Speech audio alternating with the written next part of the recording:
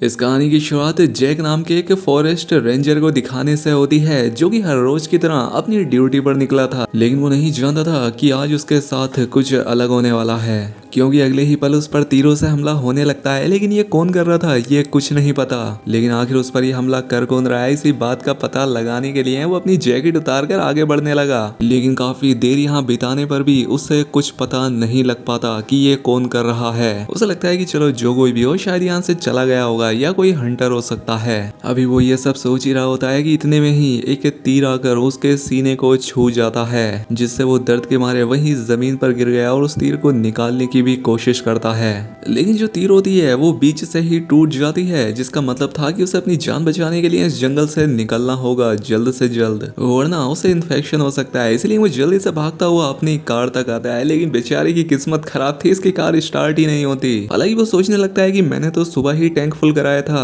क्या ये किसी इंसान का काम है जो मुझे मारना चाहता है। लेकिन उसके बाद ये सारी बातें सोचने का वक्त नहीं था, तो इसलिए जैक पैदल का रास्ता चुनता है। और इसी बीच उसकी नजर झाड़ियों में खड़ी एक कार पर पड़ी। इसे लगता है कि ये कार उस आदमी की भी हो सकती है जिसने मुझे मारने की कोशिश की, इसलिए उस कार पर एक निशान बनाकर जल्दी से अपने घर आ गया। घर आकर वो अपने सीने से उस तीर को निकालता है, जो कि दिखने में काफी पुराना लग रहा था, क्योंकि आज के वक्त में ऐसे तीर नहीं पाए जाते। हालांकि जैक पहले खुद भी एक शिकारी हुआ करता था, लेकिन उसकी बेटी अलीना को उसका ये काम बिल्कुल पसंद नहीं था, इसलिए जैक ने अपना ये काम छोड़ दिया था। दरअसल एक दिन जब वो अपनी बेटी के साथ कहीं से वापस लौट रहा था, तो वो रास्ते में कुछ सामान लेने के लिए उतरा। लेकिन जब वो वापस कार में गया तो उसकी बेटी वहां पर नहीं थी। आज पूरे 5 साल बीत गए हैं और जैक अभी भी अपनी बेटी के मिसिंग पोस्टर लगाता है। अपने इस गम को भुलाने के लिए उसने शराब पीना शुरू कर दी, जो कि इतनी पीने लगा कि उसकी बीवी भी उसे छोड़कर चली गई। अब वो अकेला ही रहता है और अपनी बेटी की याद में फॉरेस्ट रेंजर बन गया है, ताकि जानवरों को बचा सके, जैसे कि उसकी बेटी चाहती थी। इसलिए इसने आधे से ज्यादा जंगल पर कैमरा लगा रखे हैं, जिससे ये घर बैठे ही पूरे जंगल की निगरानी भी करता है। वहीं हम इस टाउन की न्यू शेरिफ एलिजाबेथ को देखते हैं, जो कि पुलिस इंचार्ज कार्ल के पास आई थी।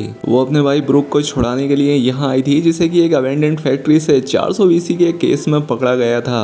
अब एलिजाबेथ पुलिस में थी तो उसके भाई को छोड़ दिया जाता है, सिर्फ एक वार्निंग के साथ। इसके बाद वो अपने भाई से पूछती है कि क्या तुमने किसी को मारा है, जिस पर वो कहता है कि नहीं, बिल्कुल नहीं, बल्कि मुझे तो फैक्ट्री में काम करने वाले लोगों ने ही मारा है, क्योंकि वो जान गए थे कि मैं किसका भाई हूँ। तभी एलिजाबेथ को एक नदी किनारे मिली लाश के बारे में कॉल आती है, इसलिए वो वहाँ चली गई। वहीं इस तरफ जैक की एक्स वाइफ आकर उससे कहती है कि तुम अपनी बेटी का फ्यूनरल कर दो, क्योंकि मैं दोबारा माँ बनने वाली हूँ और मैं नहीं चाहती कि किसी भी पास्ट की चीजों का मेरे बच्चे पर कोई असर पड़े। लेकिन जैक पेपर पर साइन करने से मना कर देता है, क्योंकि उसे लग रहा था कि उसकी बेटी अभी भी जिंदा है।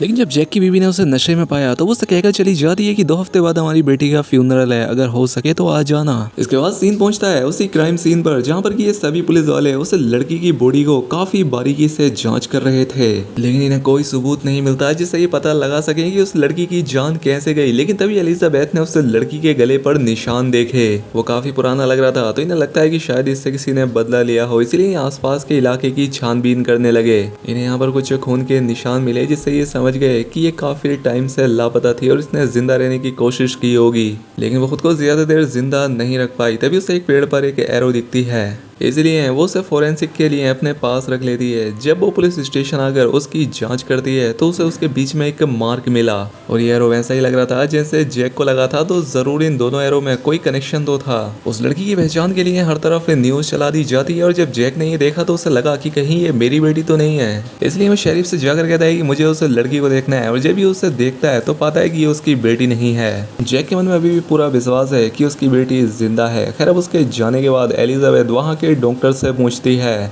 तो डॉक्टर जैक की सारी कहानी उसे बता देता है, और उसके बारे में सुनने के बाद एलिजाबेथ को बहुत बुरा लगा। एलिजाबेथ काफी सोचने के बाद जैक उन पेपर्स पर साइन कर देता है, यानी कि अब उसकी बेटी का फ्यूनरल होगा। लेकिन तभी उसे एक वार्निंग अलार्म सुनाई दिया। जब वो कैमरा पर देखता है तो पाता है कि एक शिकारी है जो कि तेजी से भाग रहा है, किसी जानवर के लिए नहीं बल्कि एक लड़की के पीछे।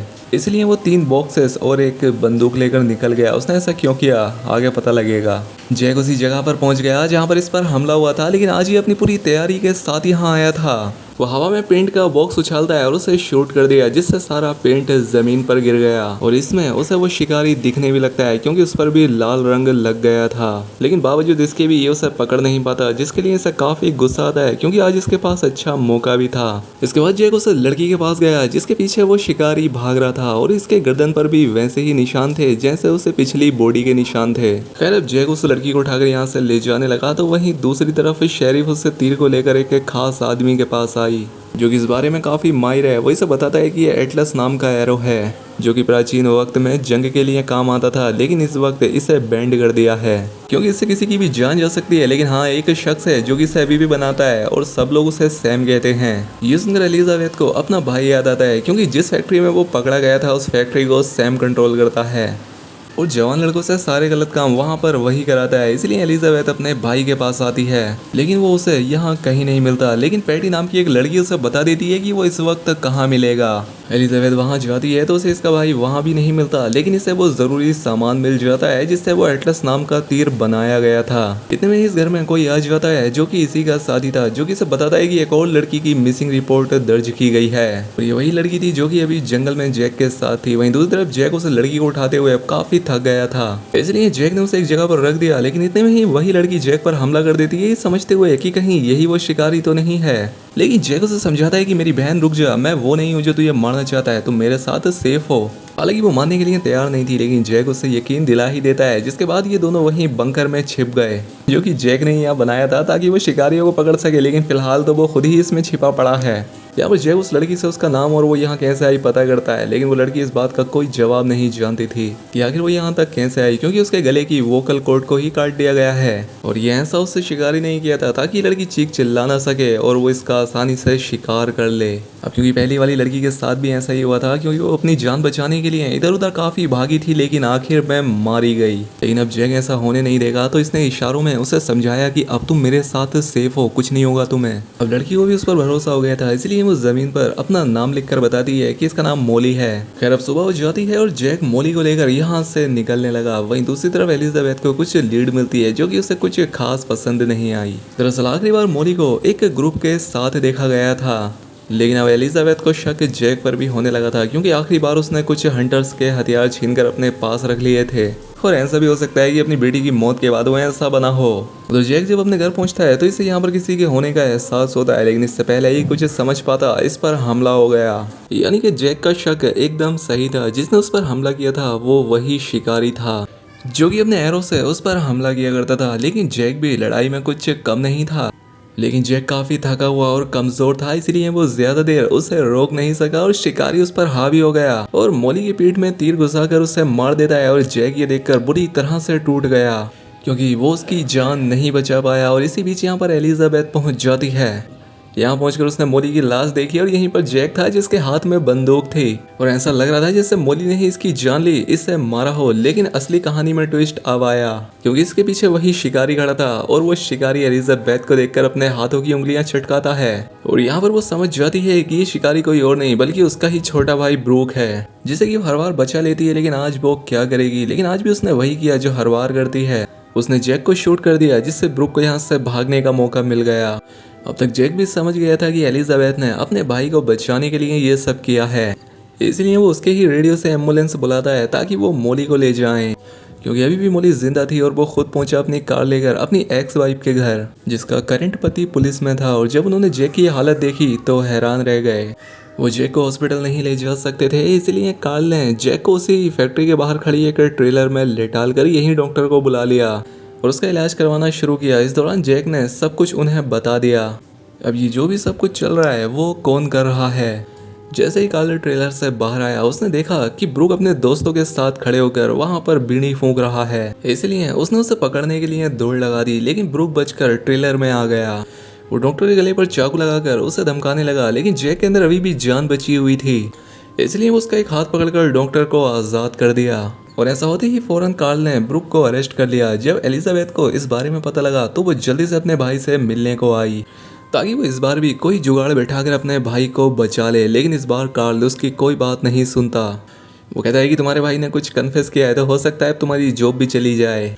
ये सुनने के बाद एलिजाबेथ परेशान हो जाती है, जिसके बाद ब्रुक इन्हें एक लोकेशन पर लेकर गया जहाँ पर कि उसने सैम को कैद करके रखा हुआ था, यानी कि उसी फैक्ट्री का मालिक जिसने ब्रुक पर बहुत ही जुल्म किए थे।